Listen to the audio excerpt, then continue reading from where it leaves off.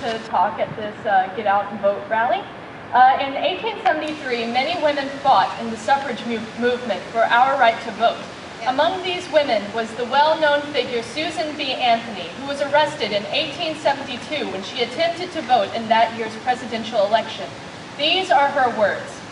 "Friends and fellow citizens, I stand before you tonight under the indictment for the alleged crime for having voted at the last presidential election without having a lawful right to vote. It shall be my work this evening to prove to you that in thus voting, I not only committed no crime, but instead simply exercised my citizens' rights, guaranteed to me and all United States citizens by the national Constitution, beyond the power of any state to deny.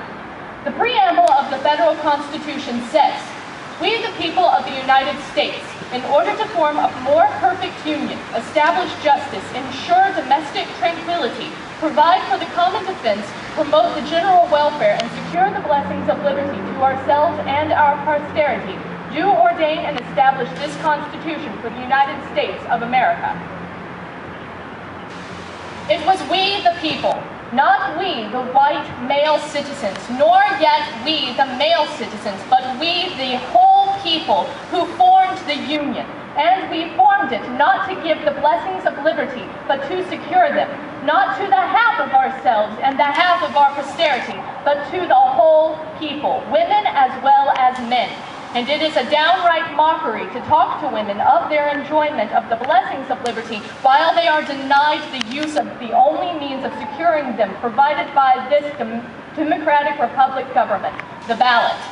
For any state to make a sex qualification that must ever result in the disenfranchisement of one entire half of the people is to pass a bill of attainder or an ex post facto law, and is therefore a violation of the supreme law of the land. By it, the blessings of liberty are forever withheld from women and their female posterity. To them, this government has no just powers derived from the consent of the governed. To them, this government is not a democracy. It is not a republic. It is an odious aristocracy, a hateful oligarchy of sex, the most hateful aristocracy ever established on the face of the globe.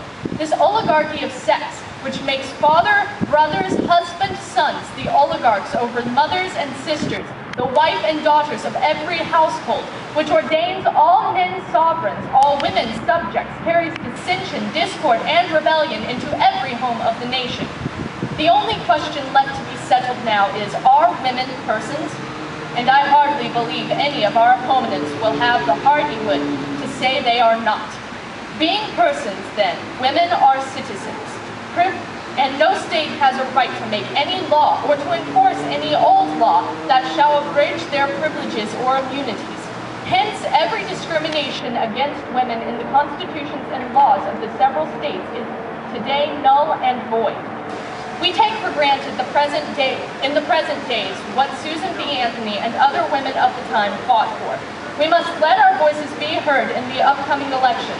Our lives, as well as the lives of future generations, depend on it. Get out there and vote.